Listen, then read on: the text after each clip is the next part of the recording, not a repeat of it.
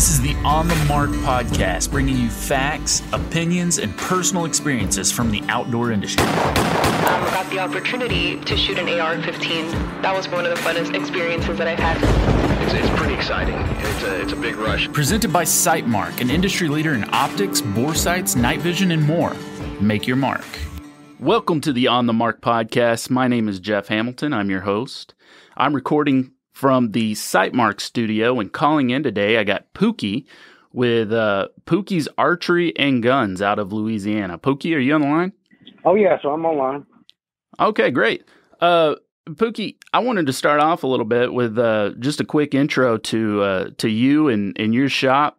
Tell us a little bit about your business. Well, we've been in business for over 30 years, and we specialize in selling pro shop material, top-of-line guns, bows, crossbows, and so forth. And we even fool with these high-end air guns, PCP and so forth. Sure. And we have a service center. We service everything we sell. Now, this is Pookie or this is Troy Landry? No, this is Pookie. Troy Landry comes see me when he needs help. Oh, okay. All right. Well, I was trying to do the last couple of days. I've been trying to do some research on your shop there, and then about an hour into it, I just realized I ended up just binge watching Swamp People. So I don't know how that happens. You Google Louisiana, and somehow you always get rerouted back around to Troy Landry. Yeah, Troy Landry's father and his brother Ricky and them, they own another company that sells, season and so forth. Oh, yeah. They've been coming to me for about 25 years. That's awesome. What's it like being a Democrat selling guns? I'm not a Democrat. I hate to break your heart. Oh, you're not? Oh. Hell no. I'm a full-blooded conservative Trumpster. Oh, okay. Well, CB gave me some bad information then. He sure did. I'm still flying the American flag and Trump underneath it. Okay, there you go. Well, that's the way to do it. We got a lot of people like to just kind of quiet down after all this has happened, but I'm like, we got to kind of still speak up about all this. No. I see things changing drastically. Yeah. And a lot of people are scared, extremely scared. And there's no hope. Nobody wants to invest into the future now. Right. They're backing off. They're scared, and they don't know what's going to happen from day to day. Yeah. There's no security or hope. It's gone. Yeah, absolutely. I do understand that in your shop, you have at least 2 anti-Democrat walls. What are those about? What do you got going on? We got an anti-Democrat section. It deals with tactical shotguns, a lot of your ARs and so forth, and different things like that. Now, 90% of the guns in the anti-Democrat section are sold to mostly my farmers with, thermal or digital night vision, because right now, the pigs are worse than the Democrats right now, if you know what I mean. It's bad. Yeah. Yeah, they actually I have a small farm here in Texas, and even over here we're experiencing quite a big issue with just not even being able to, farm your property because the pigs have just completely ravished the land. And it's like if you went through and you plowed everything and re-leveled out everything, the next night you'd have to be doing the same thing again if you don't get them under control pretty quick. I got a farmer in the last week. They're averaging from 20 to 40 pigs a night. What's his address? I'll get over there. We'll get some guys over there. It's right here by my store. And then another farmer of mine, Zach, turned around and he killed right at 2,000 last year on his property. Dear Wildlife Lord. and Fisheries actually come out there with a biologist and showed him how to bury them, use lime and everything without causing a lot of smell. Wow. Well, okay, so you got me beat on the pig problem. You guys got it. You guys got it big down there. They're coming into the city limits. Wow. That's how bad it is. Yeah. So I'm guessing that there's flocks of stimmies rolling into the shop then, getting some thermal and night vision. Yeah, the problem we got, that's with everything right now. We can't meet the demand right now.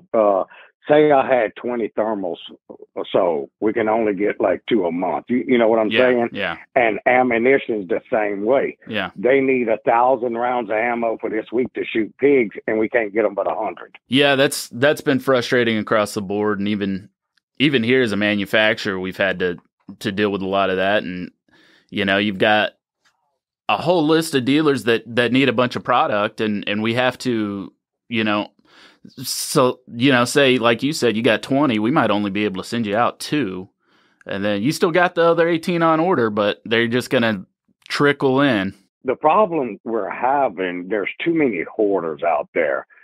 People that are not dedicated to this business, they're getting product, from wholesalers or whatever, or another dealer turns around in order to meet his quota with a manufacturer. He sells out his back door to other people with FFL license, which do not have a structured business, pay taxes, insurance, and everything. A lot of that's going on right now. Yeah. And what it's doing, I'm looking at hundreds of dealers across America fixing to shut their doors pretty soon because they can't get nothing. Yeah. Well, and that's, I personally, I know a few guys who just do this Facebook auction stuff, and they're classified as a dealer, not here through our company, but through other companies. They're classified as a dealers, and they're getting some products, and they're able to auction them off on Facebook, and they don't even have a brick and mortar location or anything like that, and there's very little money investment involved on their part. How do you combat something like that? We offer service, and we have a lot of companies like y'all and Browning and so forth, Benelli, that really help us out a lot. We're master dealers. So what they're doing, they're looking for that and shutting them down. And then say if they do go through a wholesale outlet, they're sending in a list. This is the dealers you're going to sell to in Louisiana. If you break this, we cut you off. Yeah. Glock is one of the best for it. Now our crossbow companies are doing it right now. They offered that this year. They just set up a few of us in like Louisiana, Texas, whatever. Yeah. If you violate any of their bylaws, I'll call it, they shut you down. Oh, wow. It's over. No more product. Yeah, it's over. Well, it's not that. Let's take someone like me. I'll turn around and buy from between 250 to 300,000 in crossbows and bows. You gonna cut my throat for somebody up the road that's gonna sell $3,000? Right. That doesn't even make sense. You know what I'm saying? They know they can make a projection. Okay, Pookie did this. Next year we'll add, 3 to 5%. We'll predict he sells that much more. Right. It gives them confidence on what to order and materials or whatever and bill. When they get a structured dealer network. Yeah. They're trying to forecast everything just like most other businesses are and put you up with goals to meet. Well, the goal's easy to meet with me because we service everything and we actually do hands-on. We take them to the range in the back and show them how to operate the equipment. We don't get equipment back. If they choose to get it off the internet or something, they're bringing it to my store and they've screwed the bow up and then say the company doesn't want to warranty it. Right. Or like with your stuff, they'll come to us. I can't do this. Look, come see. Go right here, get your mode, click, click, click. See this bottom one all the way down at the bottom? 2 up, this crosshair, click there. That's how you do your side in. Yeah. Here's how you do your black out to white out. Yeah. Well, they'll get it off the internet. Or like me, I'm going to go to YouTube and learn how to overhaul a Duramax when I don't know what the injector is. You know what I'm saying? Right, yeah. That's the problem we're faced with. It's putting a burden on pro shops like me because everybody's flooding us with internet product. I can't cut it on. I don't know how to operate it. Right. How do you do this?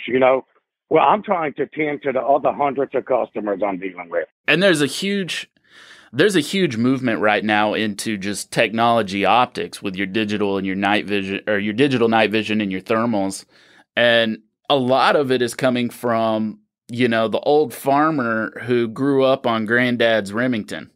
And, that comes with just your traditional rifle scope, if not iron sights. And they just buy these things online and get them shipped out to them and not realizing that it's a damn computer you just got.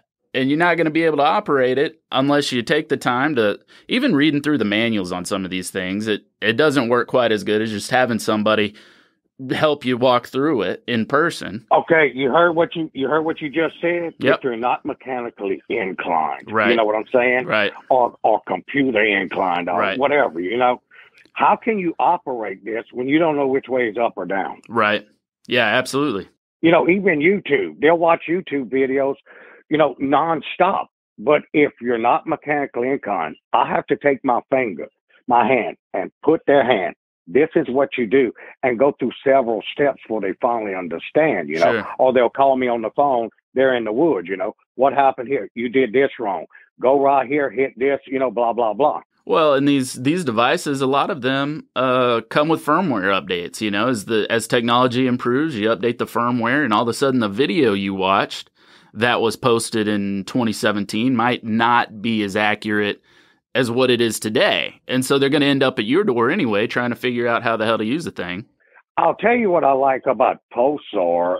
It identifies each icon, I'll call it, when you click on it, zeroing, color, whatever. Sure. It helps you out there. It's easier for the customer to understand your product. Sure. Some of them out there with the manual and the engineer that designed it, we still can't get it to come on. Yeah, and they'll give you just the icon and don't actually label it through device on what that icon is. And now you got to try and decipher. If you turn around and build a product and it's friendly, I call hunter friendly, you will grow that product line. If you sit there and cater to this younger generation that turns around and all they're worried about is an iPhone or something like that, that younger generation is not replacing me, you, or nobody else like that. They could care less. Right. They'll buy this unit just to tinker with it. Right. They're not going to use it to hunt what it was designed for. Oh, yeah. I see that every day. They come to me and want to sell it to me after they order it off. Okay, I'm through playing with it, blah, blah, blah. And they want, no, you have to go sell that on eBay or something, I don't want it. Yeah. We're not addressing the people that's actually wanting this product and to use it and, use it to protect their farmland from destruction from hogs and so forth and coyotes. Let me ask you this. As a guy who, let's go back to your recent scenario where you've ordered 30, we'll say that you ordered 30 of the Sightmark Wraiths, and you got 2 of them in, and today you got 4 people walk in your store wanting one. Do you make any... I mean, is it up to you to try and decipher what they're going to use it for? I mean, is it a farmer who needs to manage the pig population, or is it a kid who's screwing around? And my business is a pro shop. They come here to get the right product in order to do the job. When I'm doing rifles right now for customers that got their tags to go elk hunting in Colorado, whatever. Gotcha. Right now, we're setting them up with the right scope. I'll find out the altitude he's going to, where you can't use but these 3 brands. You buy this scope right here, by the time you get to 2,000 foot sea level, your scope's fogged up. Gotcha. We're making sure they got the right equipment to do the job with, Gotcha. or that dream hunt they're going on. The same thing happens with the Wraith or whatever. Right. The Wraith, to me, in my opinion, compared to everything out there, is the simplest, the friendliest, and the one that gives the less trouble. Yeah. In digital. Yeah. It's just so easy to fool with. Well, and that right there, having a custom tailored experience with going into a shop and having you guys actually break down what it is they're needing to do, that speaks volumes. Now, I don't usually do this, but I did tell you I was trying to look up a little bit about you guys in the last couple of days, and I did come across something that I thought was cool. I'm not a social media guy, so you're not going to find much on me. I just use my phone to call and text. I searched social media pretty hard. You hit it pretty hard in 2018. I think you got at least 6 posts that year, but since then you got 1 per year. You're right on track with my great-grandma. Yeah, that I didn't build my business with them. I'm not dependent on them, if you know what I mean. Mine's word of mouth, and I'm going to keep it like that. And radio. I'm the radio king. So what I was about to do is I found, while I was researching, from a review from a guy named Gerald. Now, you're not online as Gerald, are you? You didn't write this, did you? No. Okay. I'm gonna read it out real quick because Gerald said I drove 55 miles from Colfax to buy a rifle from here, and it was well worth the trip. His prices are really good, and his knowledge of what he sells is excellent. The man has a hilarious sense of humor. Beware, though, he's not politically correct. He's an honest local businessman. He makes really great package deals. The sight for my rifle was cheaper from him than I can buy from Amazon myself. Go see this guy. Just bring your sense of humor. That was a 5-star rating you got from Gerald. And the reason I like it is because he brought in your sense of humor. He talked about, how you're going to kind of build out a custom package for him. But the big thing was that you're able to kind of compete with Amazon, which Amazon doesn't sell rifles per se, but optics and stuff like that, they definitely dabble in. And nowadays, it's so easy for people, just like you were talking about, to just hop online and order it. But they're not going to know what they're getting. They're not going to know how to use it when they get it. Amazon, Walmart, Bass Pro Cabela's Academy is the best thing that's ever happened to me. I wish they'd build on the side of me. You know what I'm saying? Because I could capitalize on that. They have inside these stores, no one there knows what's going on. Oh, yeah. And most of them stay on a cell phone all day while customers are waiting in line to be addressed. Right. I'll do something different. If my store fills up, it's elbow to elbow, I'll do like this. Who's here to buy shotguns? They raise their hands. Or they'll say, me. Y'all come right here. And I go down the line describing all the features of the different shotguns. And one will say, I want that. Well, I'll look at my employees and say, look, get him a 4473. Let's start processing him. I will never, ever do like these discount stores. You got somebody coming in there looking. If you're going to look in my store, look. I got people buying. They're coming first. When I dress them, I'll go and tend to you. And you know what they'll say? I enjoy the show. I'm having a good time. But I will never, ever in my business spend 1 hour with somebody looking that already told me they're not there to buy. It's not going to happen. No. Well, it's wasted effort. So you've been doing this for a long time. You can probably pinpoint those people as soon as they walk through the door. Don't they have they got to present themselves a little differently? Oh, yeah. I'm a good reader. Yeah. I can read people good. Oh, yes. Well, there is a slew of new people coming into the industry, whether it's 8 million plus new gun owners over the last year. I know archery has also been taken off with just people trying to find things they can do outdoors away from people. COVID's got everybody scared to death. With all these new people coming to the industry, you got any funny experience with a new gun owner or maybe somebody getting into archery that just wasn't really comfortable in the store? No. When someone comes into my store, we start building a relationship, and then we'll start laughing and cutting up. And, most of the time, all you got to do is add a little funny political joke, and it's over with. They're sitting there talking to you, and you feel like best friends. Well, for a lot of these new people coming in, it might be their first time ever walking into a gun store. When they walk through your door, they're just a little unsure of what they're even looking for. Correct. That's where shops like mine throughout America come in handy. Yesterday we dealt with a lot of women that were scared, because their neighborhoods are being overrun by the criminal, right? Whatever you want to call it. But anyhow, we turn around and I went over the different handguns we have and so forth, and then mace, how to use it, stun guns. Well, the next thing I know, they're sending someone else there. Another lady again said, you need to go there. The man explained everything to me. Now I'm not afraid of the gun. I know the operating features and so forth. And, he just laid it out for me where I could understand. Yeah. You have to talk to these people in their language, common sense. Sure. That's what's missing a lot across the whole nation. Just be common sense is all it takes, and just be there for them. That's number one. Well, and I think that's really important because, I've talked about it before where people that are new to the industry, they're just unsure about everything. They don't really know what firearm they want, what optic they want. And it takes guys like you to be able to help steer them in the right direction. but also make it fun and interactive and get them in a relaxed environment where they're like, hey, look, I get that you don't know everything. That's okay. I'm going to help you out. That same guy, before he met you, was on Facebook or on Google trying to figure it out.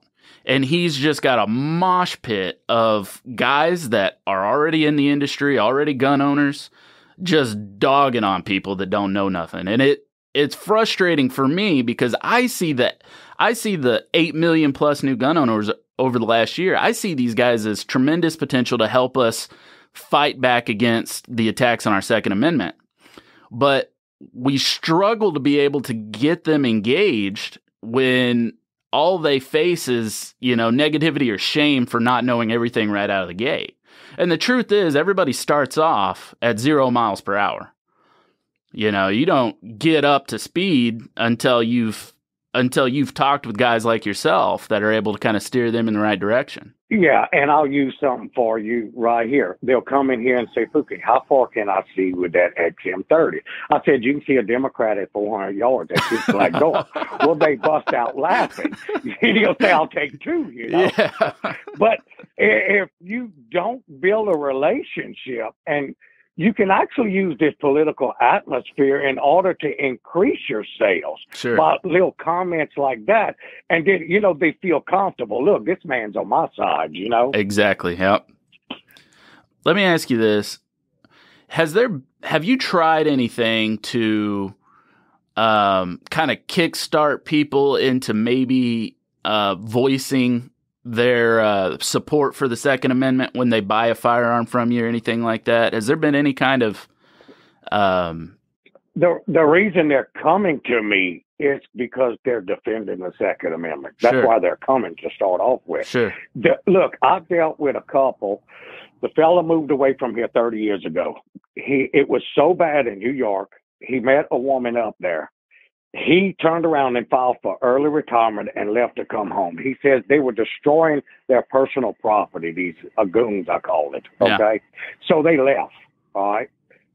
His wife, raised in New York, when we showed the gun, she acted like it was a plague. Yeah. Oh, no, that's poisonous, Yeah. Well, after he turned around the second glass of wine, he said, right here behind my store on the lake, turned around and said, Pookie, after that that glass of wine, she started shooting my gun. She hit the bullseye. I've already sold her 5 guns. She found out that it was not what they claim it is up there. Yeah. And like Casey and the Sunshine Band, the whole band come here, the casino brought them here. They come here and they actually thought that a gun was a disease, and it's not. No. If you're taught responsibility, how to use it and so forth, and some people just want to use it for sport. Right. They come right here. I let them shoot my machine guns and everything. You know what they said?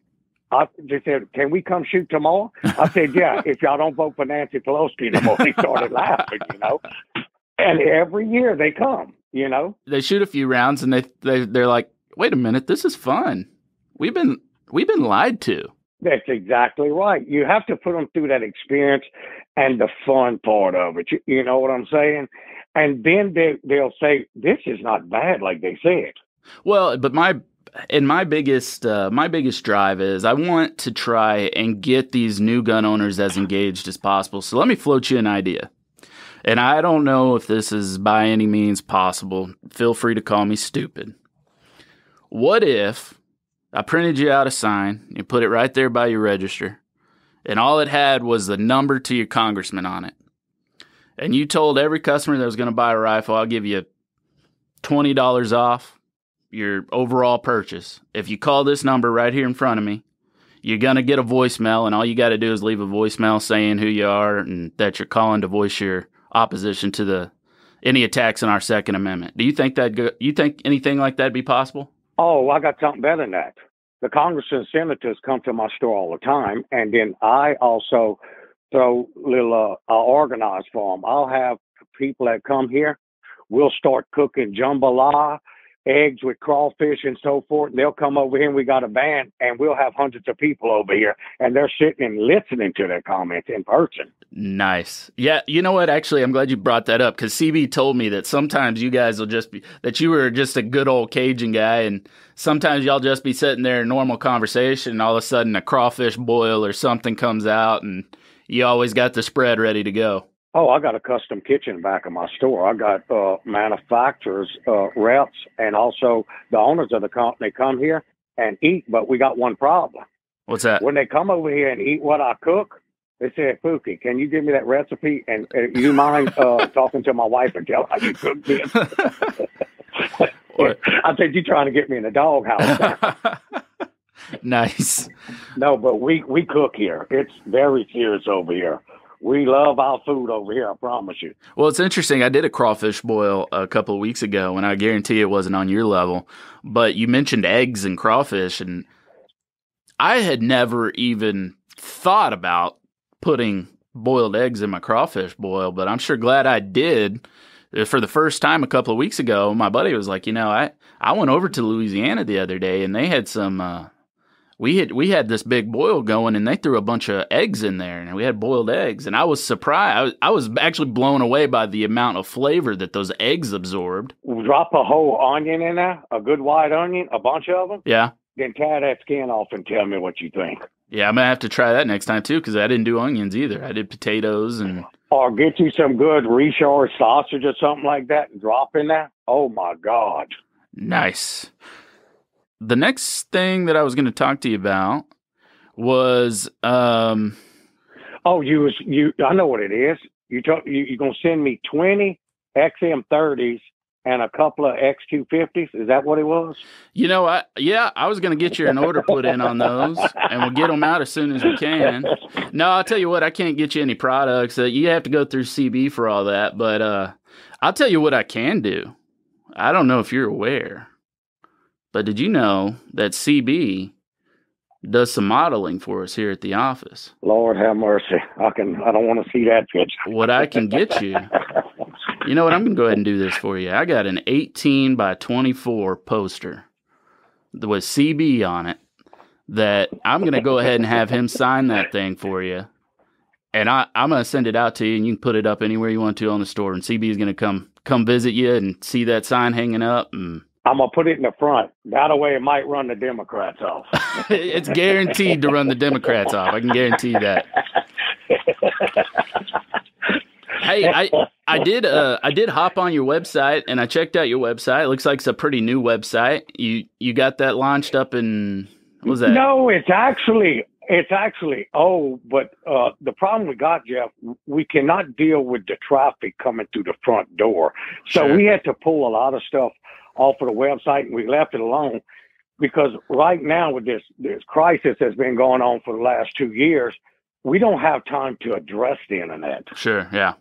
Well, that's what I was going to ask. I was gonna poke fun at you a little bit because you got the Wraith HD 4x32 on there, but hell, we've got 2 new Wraiths since then. I figured you'd have those up there on that bad boy. No, we can't keep up with the waiting list we got. So it doesn't do me no good to put it on the website because they'll be contacting me to purchase it, and I can't fill the orders inside the store. Gotcha. Yeah, that makes sense. If you would send me a couple of thousand of them, I'd have to go to the internet. Oh, well, I was loading up my truck the other day. I had some buddies that do some Facebook sales. I was going to drop them off with them, but I might be able to run them down there to you instead. No, I'm going to build my own business right here with my clientele and so forth, and my customers coming through my door every day that support me, for over 30 years. I just don't have room for the internet right now because everybody coming through the front door is buying what we get in. Well, you know what? I admire the hell out of the way that you've built up the store. And the reason is you have, and I can hear in the way that you're speaking about it, you have a sense of pride about what you've been able to build in the community that you've been able to get together there and just all your clientele. The guys who are operating off of social media and all online, they're missing that sense of pride because they don't have that tangible building where they can walk in and see accomplishments every single day and see the look on people's face when they know that they got the right setup. So it gives you a different type of swagger, I'll say that. Now, remember this here. If you don't love what you do and love your business, you're not going to succeed. Yeah. If you come through the door every day, oh, man, I got to open the door today, that's not going to work. You're going to go backwards, period. That's with anything. I don't care what it is. So when you guys were closed down for the last 8 months for COVID, what'd you have to do? No, Louisiana wasn't shut down. Oh, you didn't shut down the store there?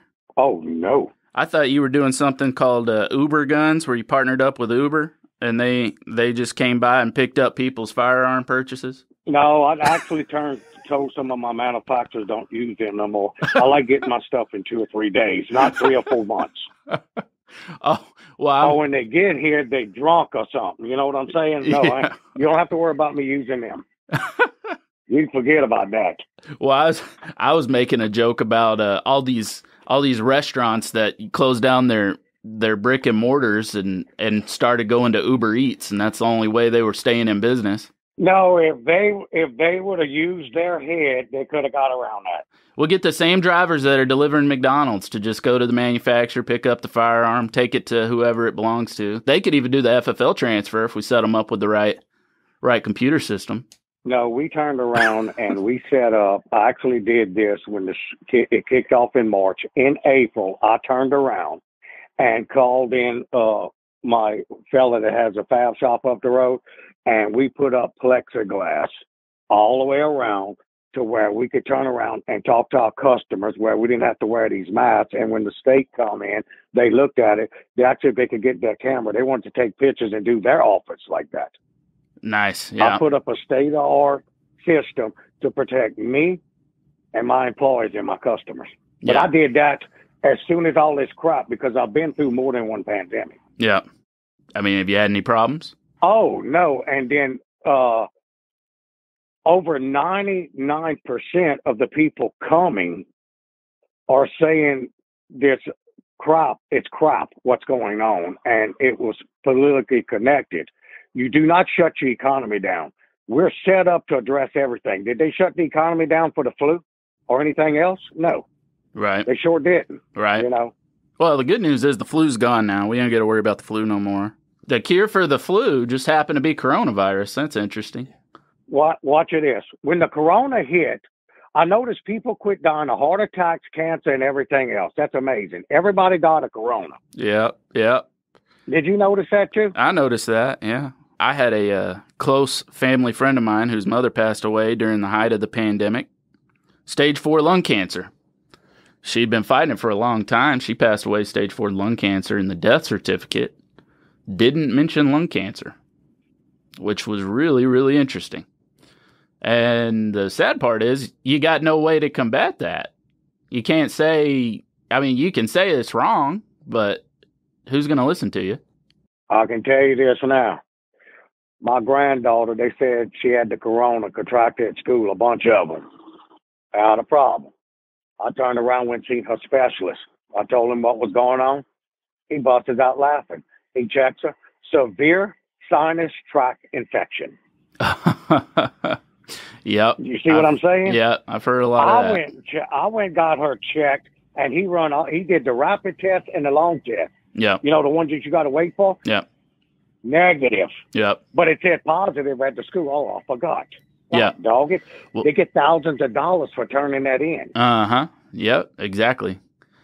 Yeah, it's been an interesting time because you know that for me, I see a lot of it is all these businesses are taking safety procedures, but the majority of them are just doing it so they don't get sued. And it just plays into the narrative that, you know. Jeff, if I was a lawyer and somebody sued a business for corona, when I bring up the flu and everything out there and AIDS and so forth and everything else, a sensible judge would throw everything out. Yeah. Period. Yeah. You know? Unfortunately. Because the corona is only the 300 version of the flu, I understand. Yeah.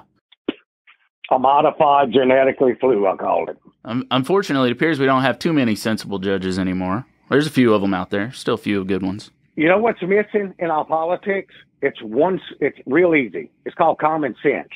Yeah. That's all it is. Well, they got common sense gun control. They're trying to pass that right now. They even put common sense in front of that. Let's enforce the 28,000 laws we have on the books. Let's quit making new ones. There you go. Well, and even in Biden's executive orders from last week, he talks about, community violence intervention programs. And these are supposed to take the place of incarceration. And it's like, I got a problem with that. What people to commit crimes and then stage an intervention program instead of just making them serve the penalty for whatever it is that they do. Why would that change anything?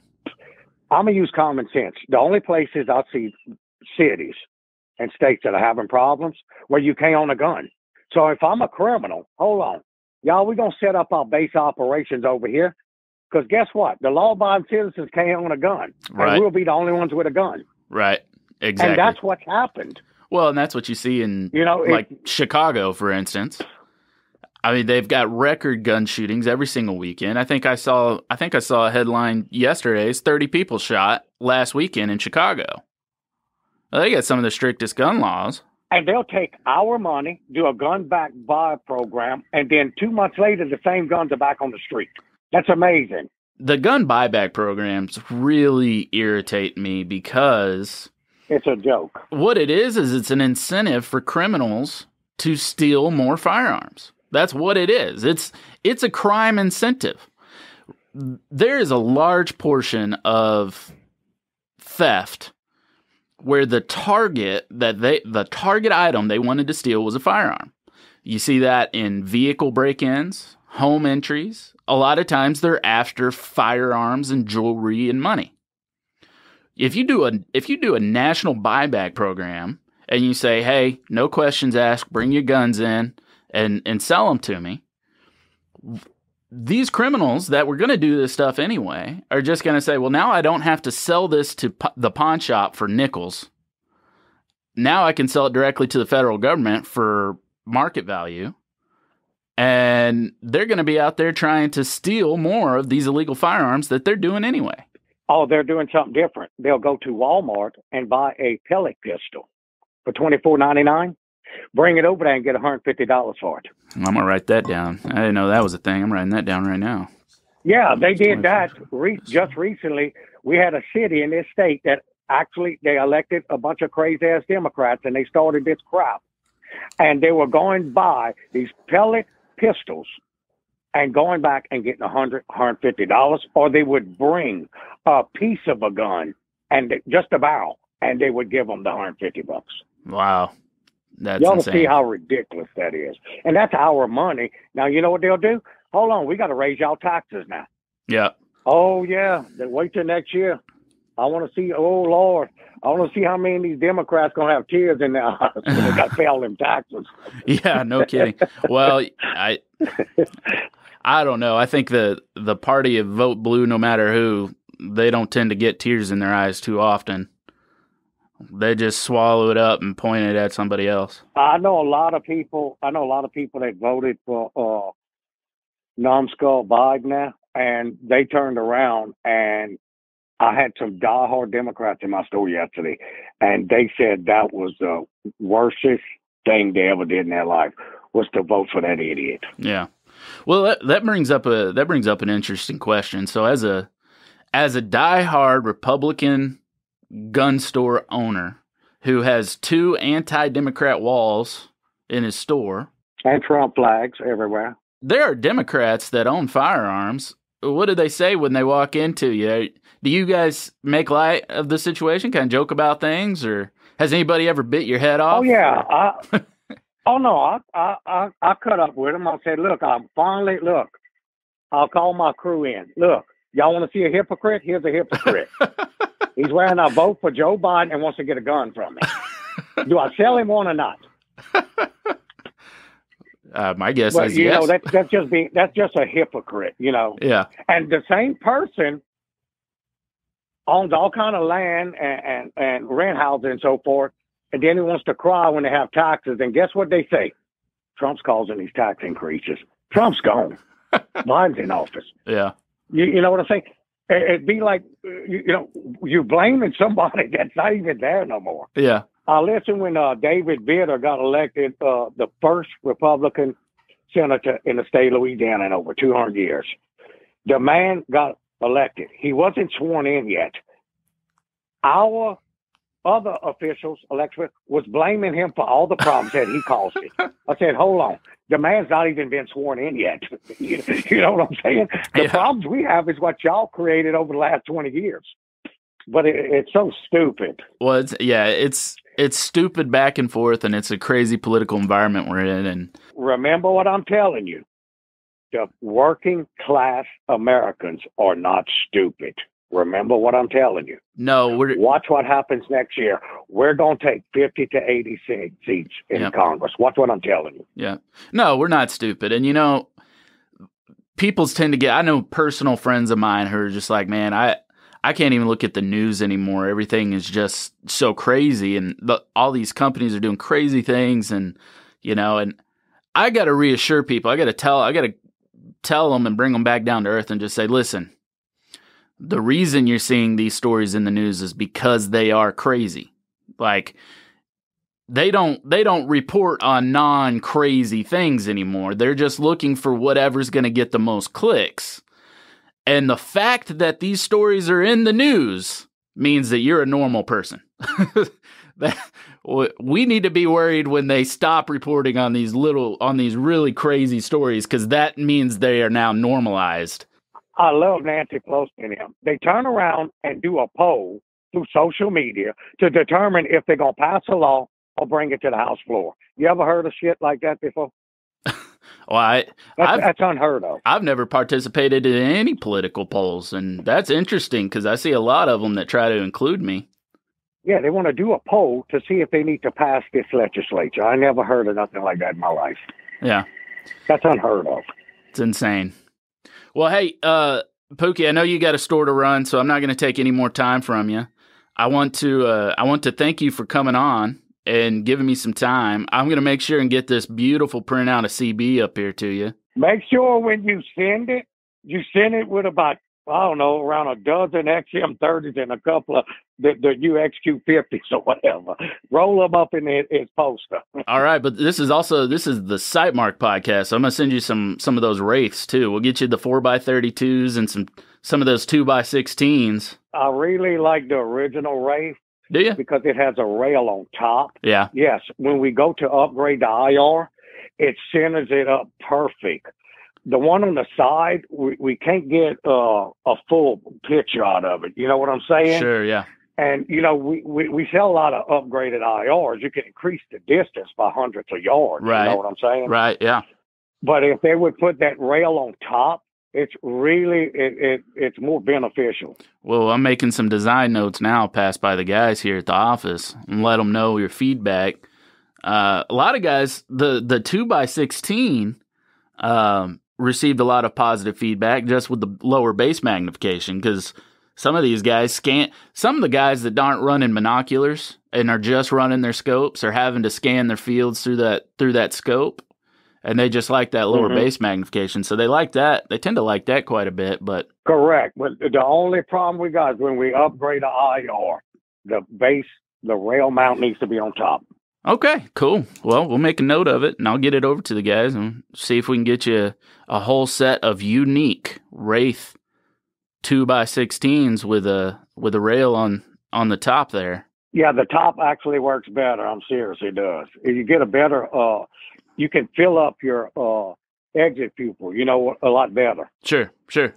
Well, and for me personally, I always try to get my IR up under the barrel. That's just a personal preference for me, but I like it underneath just so that when you shoot and you get that muzzle flash and a little bit of smoke coming up, and I know it doesn't take long, but just the little bit of time that it passes through that IR light kind of messes with my vision just a little bit. So I like my IR up underneath the barrel, and you got to be careful with barrels when you mount your digital. if you got a shiny barrel, it will disclose some glare when you cut your firearm. Oh, so yeah. You got so if you're able to move it to the top, you can eliminate a little bit of that glare. Sure, yeah. By, taking it off a flood and going to a better spot, you can get rid of the glare. Because I've had people call me from Texas and say I'm seeing white spots, and I'll tell them, do me a favor. Go get you a towel or something. Throw it over your barrel and look. He said, it's gone. I said, you're catching glare off your barrel. Right, yeah. Wow. Actually, I hadn't even thought of that. That's actually a pretty good point. That causes a lot of problems. Yeah, and a lot of people probably have trouble pinpointing what that problem is. And it's a simple fix. Yeah. Oh, that's why we're called a pro shop. They bring their problems to them, and we try to solve it. You're like, well, dummy, you got the IR in the wrong spot. It's over here. There we go. Yeah. All right. Well, Pookie, I'm going to let you go. We're going to sign off here. Thank you a lot for the time, and you guys keep killing it down there in Louisiana. All right, buddy. Just start shipping product. All right, we'll do it. Probably in 2022. We'll get you set up. And don't do that to me. All right, Pookie. Have a good one. Bye. All right, bud. This was the On the Mark podcast. That was Pookie from Pookie's Archery and Guns, LLC, out of Louisiana. They're located over there in Mansura, so if you're anywhere around there, feel free to stop by. The phone number, in case you need it, is 318-253-9001. And that website is pookiesarchery.net. Pookiesarchery.net. And that's Pookie, Pookie. Thanks a lot.